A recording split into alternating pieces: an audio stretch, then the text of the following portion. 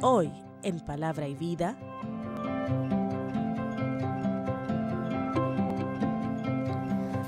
Bien, pues, ¿quién no ha oído hablar de Jonás?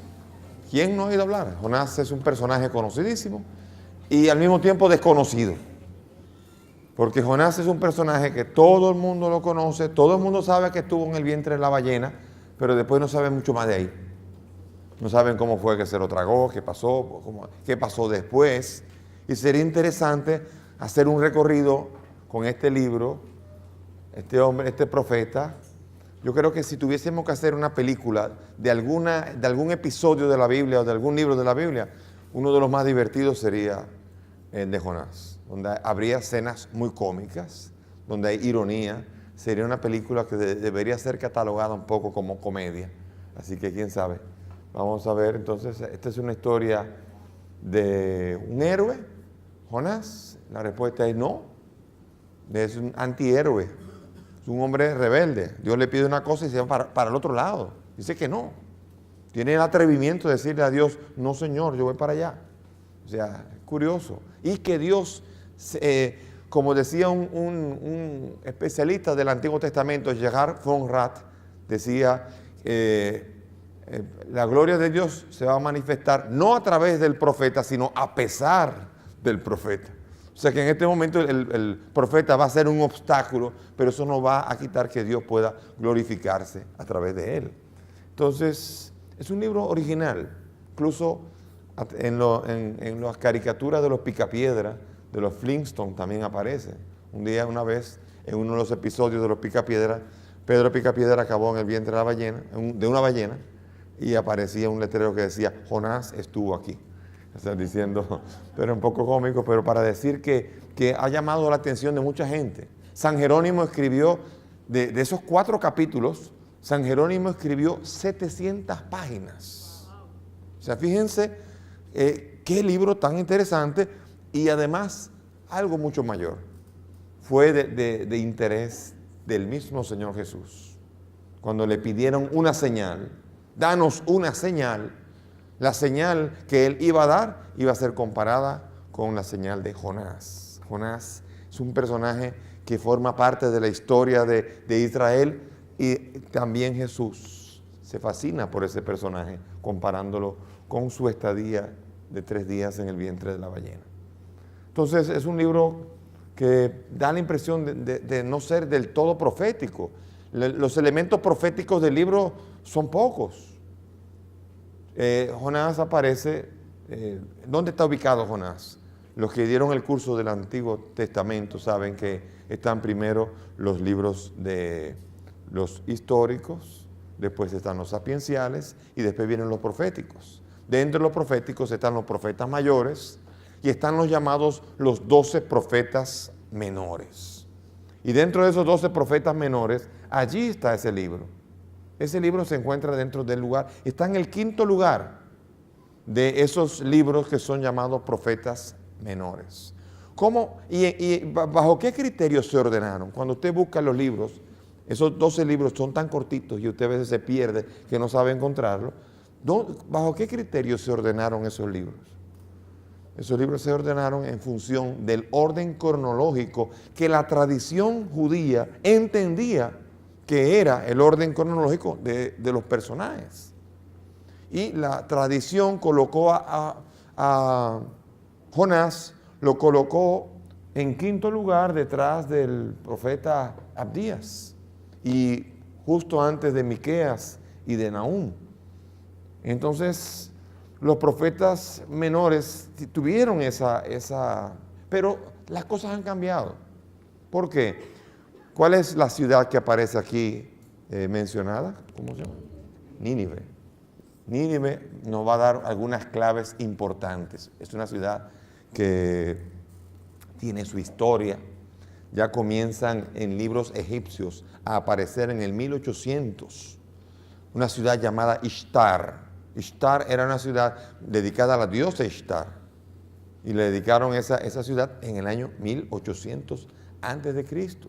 Después también ya aparece en el libro de Génesis un bisnieto de Noé, capítulo 10 de Génesis, del 7 al 11, específicamente en el versículo 11, ya mencionan el libro de la ciudad de Nínive, pero una ciudad que permaneció siempre como de bajo perfil, de muy bajo perfil, hasta que llegó el tiempo de los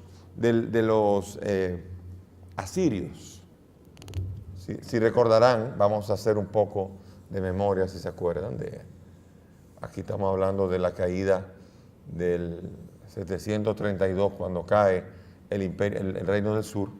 En esa época es cuando el imperio, digamos, el imperio asirio comienza a desarrollarse.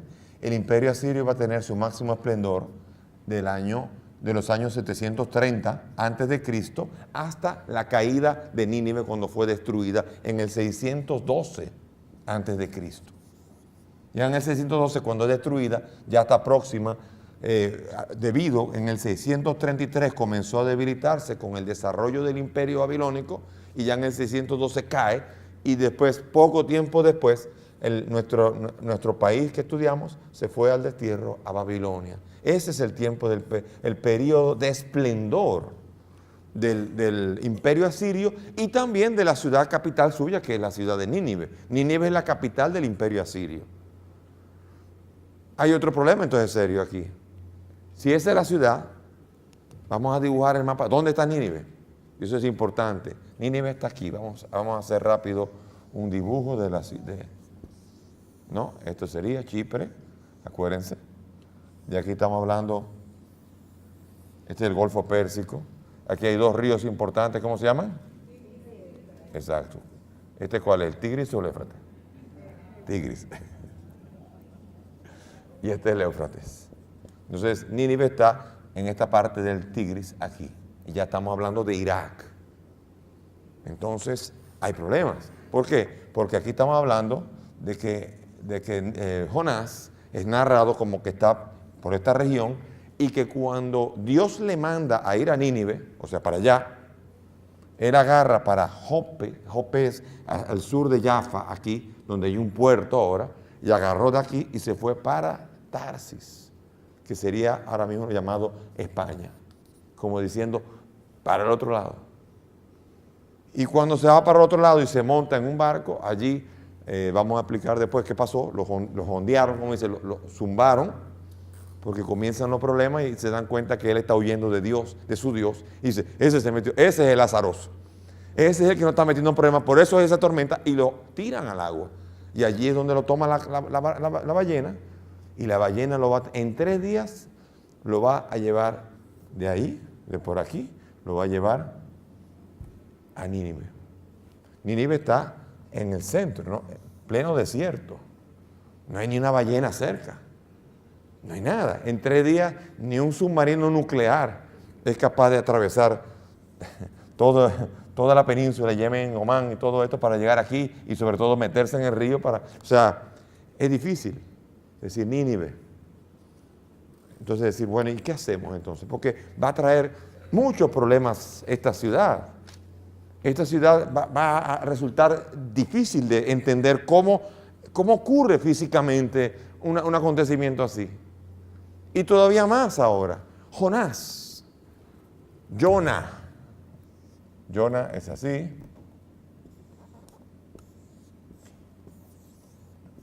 Jonah, vamos a ponerlo así, sería paloma en hebreo. Paloma es un nombre muy emblemático.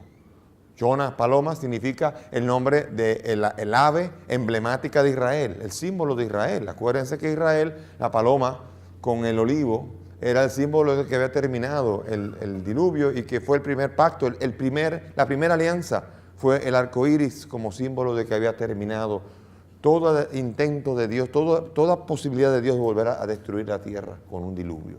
Así que Jonah solamente aparece una vez en la Biblia, una sola vez, el nombre Jonah, y está en 2 de Reyes 14:25. Aparece un profeta. Ese profeta es el hijo de Amitai, originario de Gat Yefer, de allí cerca, de la región. Es un profeta que está bajo el reinado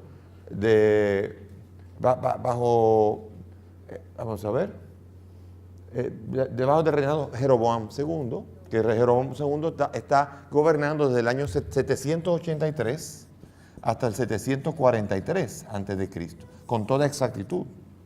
Quiero decir con esto que Jonás, que aparece como profeta, parece que primero tiene dificultades geográficas y tiene dificultades temporales para poder ser el mismo supuesto profeta que iría a Nínive y que sería el que se había tragado la ballena para llevarlo a Nínive. Como pueden ver, el libro se va complicando un poco cuando uno dice qué habrá pasado. Digo, en el sentido estricto de la palabra, Dios podría hacer todo, podría hacer una super ballena y hacerla llevar para allá. Dios podría hacer cualquier cosa. Pero aquí estamos hablando, tratando de entender qué es lo que nos está diciendo este libro. Jonás parece aquí más, el Jonás de aquí, de la narración, parece más un profeta de la época preliteraria. Parece más un profeta tipo Natán, tipo de estos que Elías, donde no están llevando oráculos muy específicos, sino que lo que está es una historia donde el profeta va viviendo. La diferencia de los profetas preliterarios, de los profetas tradicionales, es que los profetas tradicionales tienen profecías. Jonás no tiene profecía. Jonás pertenece a un género que parece preliterario porque se va narrando lo que va haciendo y así se va desenvolviendo la vida del profeta. Así que el profeta tiene su propia manera de ser presentado en la Biblia y parece un profeta que no es nada usual, bastante diferente a lo que van a ser el resto de los profetas. El libro de Jonás es tan rico y denso que San Jerónimo escribió 700 páginas de estudio de los 4 capítulos que componen este libro.